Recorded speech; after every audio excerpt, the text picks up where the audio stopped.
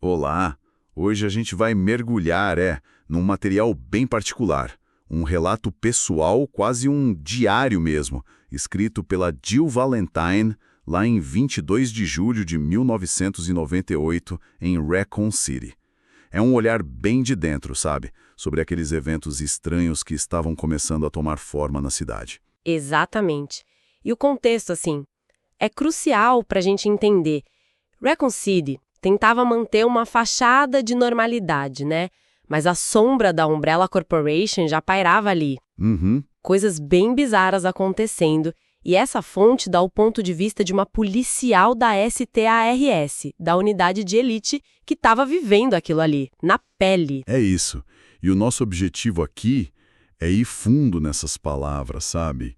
E explorar as suspeitas, o isolamento que ela sentia, a pressão que ela descreve. Queremos entender melhor os mistérios, a tensão daquele momento. Então, bora começar a desembrulhar isso. O relato começa, em 22 de julho. E a Jill já tá mostrando uma angústia bem forte. Ela reflete sobre como expor a Umbrella.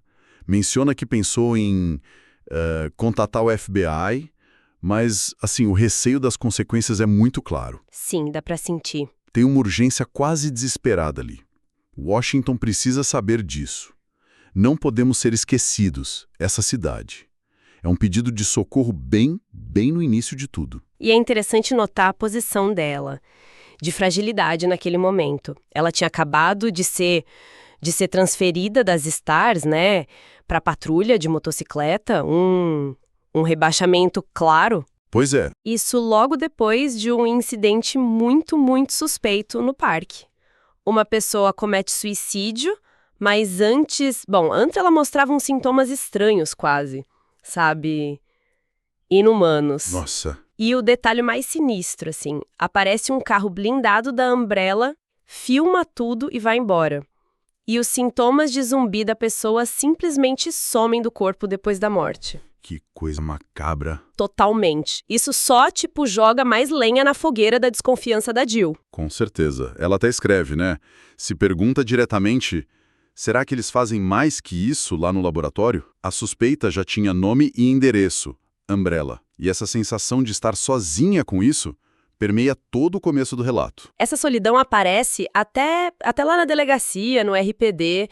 A Jill conta que encontrou o Chris Redfield, parceiro dela, né, das Stars, pouco depois do Albert Wesker, o capitão, ter saído de lá. O Chris abraça ela, preocupado, comenta de um tumulto que ele viu na TV, ali na frente da delegacia. E o Chris traz uma informação, importante.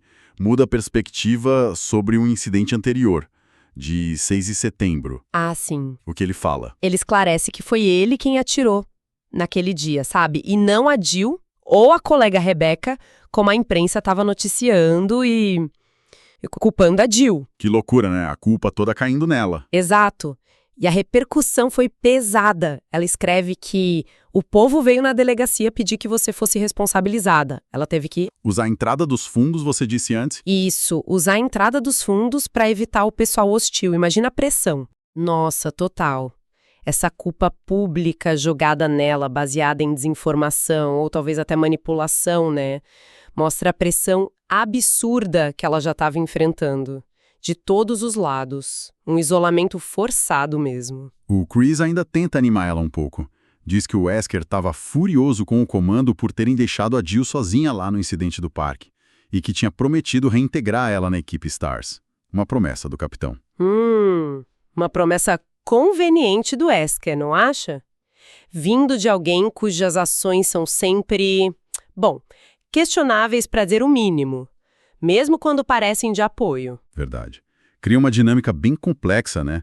O apoio que parece genuíno do Chris, Sim. contrastando com essa ambiguidade toda do Wesker e a pressão externa que era esmagadora. Exato. Essa tensão interna da Jill fica clara também na conversa com o Marvin Branagh, o chefe dela, que era amigo também. Ele oferece café, bolo de aniversário de uma colega. Um gesto legal, né? Sim, mas a Jill recusa. Diz que não gosta de multidão, que já tinha dado parabéns para a gente. Ela até menciona um detalhe, que deu uma caneca da Stars de presente para essa colega. Mostra que ainda tinha laços ali, mas mas o sentimento de isolamento dela era mais forte. Dá pra entender. A dificuldade dela em se conectar mesmo com esses gestos de amizade, carregando o peso do que ela sabia ou suspeitava. E aí a coisa fica mais estranha ainda. O Marvin informa a Jill sobre uma nova ordem de patrulha. E a origem dessa ordem? Deixa eu adivinhar. Diretamente da Umbrella, repassada pelo Wesker. Não acredito. Sério? Sim. E a ordem era específica: patrulhar o centro histórico usando uniforme e viatura STRs. E o mais bizarro, ficar posicionada perto de onde outra equipe STRs estava parada, em frente às montanhas Arclay. Peraí. Parada perto da outra equipe. Isso soa muito como vigilância, né? Ou preparação para alguma coisa? Exato. A Umbrella direcionando a polícia assim na cara dura, usando o nome do Wesker como intermediário, é um sinal de alerta gigante. É controle direto, quase. Escancarado, né? Totalmente. Por que colocar a Jill ali, naquele lugar, com aquele equipamento? É isca? É pra observar ela. É o que ela pensa também. A Jill percebe a estranheza na hora. Ela escreve: achei estranho, me senti vigiada.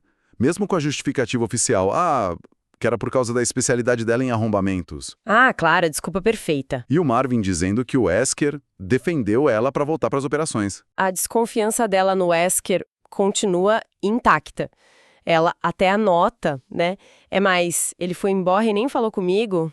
Exatamente. Não parece defesa genuína. Parece mais uma manobra. Uma peça sendo movida num tabuleiro que ela não controla. E para completar, o Marvin avisa que ele mesmo ia patrulhar na mesma área. Nossa, quase como se estivessem cercando ela. Pois é. A patrulha em si já começa. Nossa, frustrante para ela.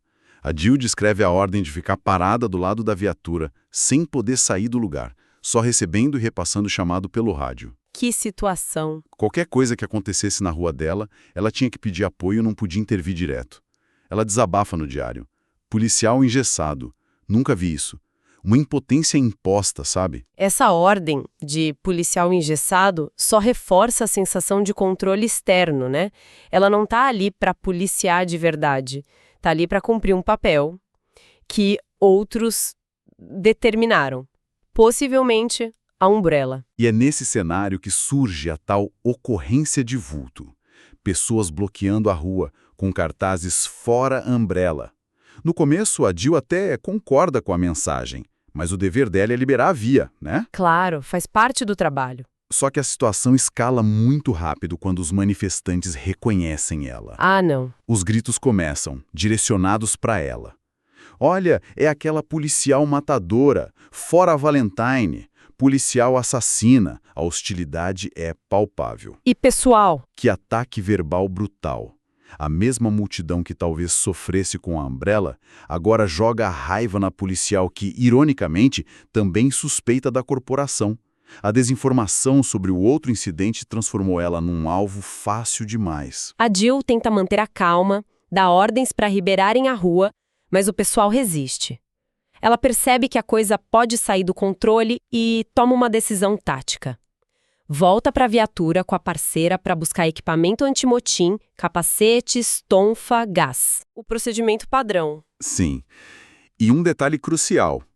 Ela pega a espingarda calibre 12, retira a munição letal e carrega com balas de borracha. O tal elastômero, como ela chama. Uma escolha consciente pela munição não letal. Importante. E avisa o Marvin pelo rádio, pedindo apoio. É a policial treinada agindo, né? Mesmo sobre ataque pessoal, segue o protocolo, opta pelo não letal, pede reforços, mostra profissionalismo ali no meio do caos da pressão psicológica de ser o foco do ódio. Depois de uns minutos de tensão, com motoristas impacientes buzinando e alguns até gritando para ela atirar nos manifestantes, olha só a ironia. Nossa, que absurdo! A Jill dá uma ordem final, mais dura. Os manifestantes recuam para a calçada.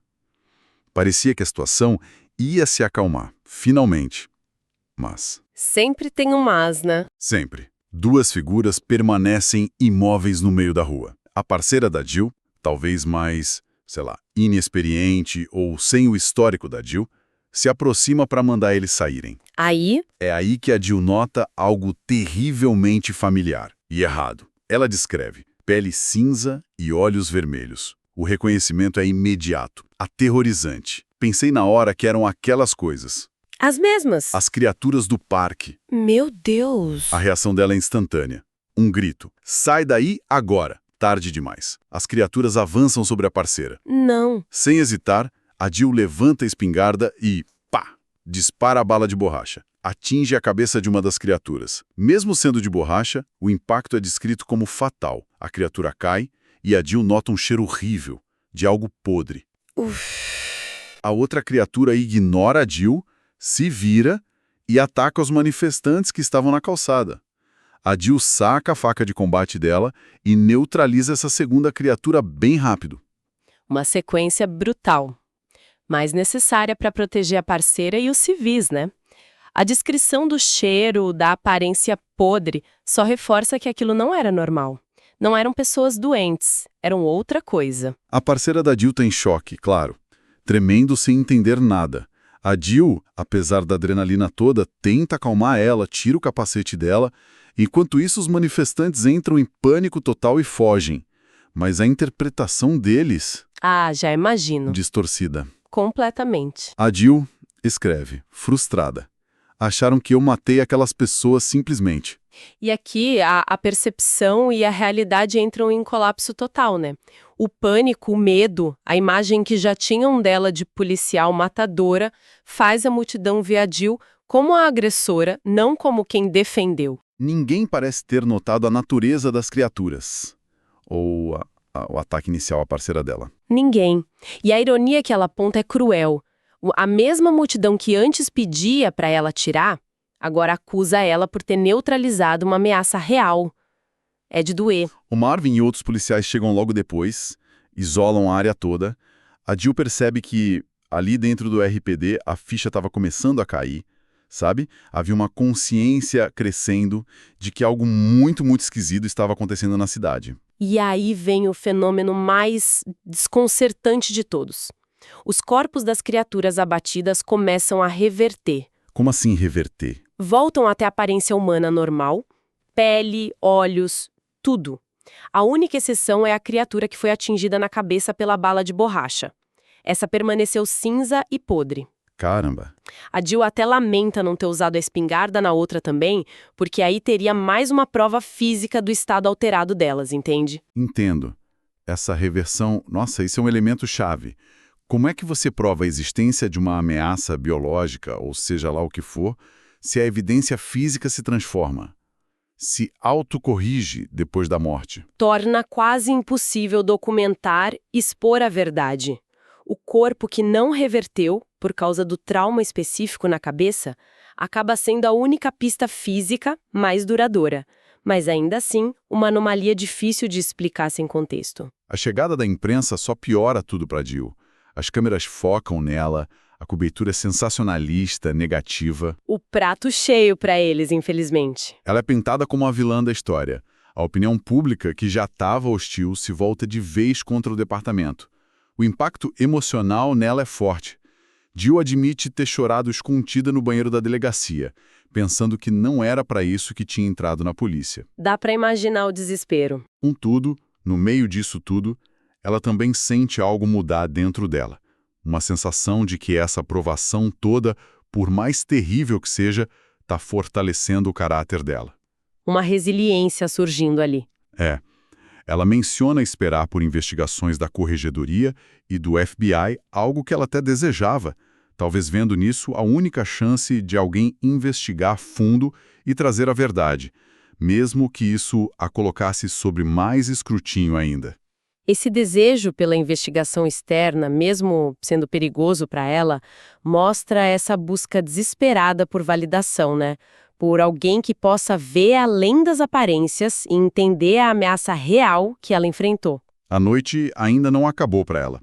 Ela sai como Chris para vigiar os arredores das montanhas Arklay. Outros STNers estavam posicionados lá por causa de mortes e gritos estranhos que tinham ouvido dias antes. Sons que, segundo ela, tinham parado no dia anterior. E encontraram algo? Não nada. O Chris vai para casa depois e a Jill volta para a delegacia. No dia seguinte, as manchetes confirmam o pesadelo. Policial matadora em maus lençóis. A notícia se espalha, vai para fora da cidade. A Jill guarda os recortes. Pesado. Mas ela nota uma mudança nela mesma. Se sente mais calma, mais firme. A verdade dos fatos, que só ela e talvez pouquíssimos outros conhecem, parece dar a ela uma base sólida, apesar do caos todo do lado de fora. Ela agora aguarda as investigações, ciente da gravidade da situação real. Então, recapitulando o que essa análise desse diário nos revela. A gente tem uma Jill Valentine lidando com um isolamento profundo, sabe? Profissional, pessoal. Sim, total. Ela está juntando as peças de um quebra-cabeça macabro envolvendo a Umbrella, ao mesmo tempo que enfrenta essa hostilidade pública toda, inflamada por uma mídia que não entende nada. Ou não quer entender. Exato. E, claro, o confronto direto com essas criaturas bizarras, cuja própria existência desafia a lógica, com corpos que se alteram depois da morte. Mas, acima de tudo, o que mais transparece é a incrível resiliência dela. Sob uma pressão, nossa, descomunal. É uma situação que faz a gente pensar muito sobre o peso de carregar um conhecimento que outros não têm ou no qual não acreditam, principalmente quando as provas são fugazes, né? Difíceis de registrar ou são descartadas como erro, como fantasia. Verdade. A dinâmica do julgamento público baseado em meias-verdades ou mentiras mesmo é poderosa e destrutiva. E some-se a isso o terror de enfrentar uma ameaça desconhecida, que opera nas sombras e cuja natureza desafia a compreensão. Fica aqui então uma provocação final para nossa reflexão. Considerando essa posição extrema da Jill, testemunha de horrores, alvo do ódio público, potencialmente vigiada pela entidade que ela suspeita, mas ainda assim determinada. Onde fica o limite pessoal na luta pelo que se acredita ser certo, diante de tanta diversidade, tanta descrença? Ou indo até um pouco além, como é que se mantém a própria sanidade, a convicção, quando as próprias evidências parecem se dissolver, desafiando a sua percepção da realidade? É algo para se pensar.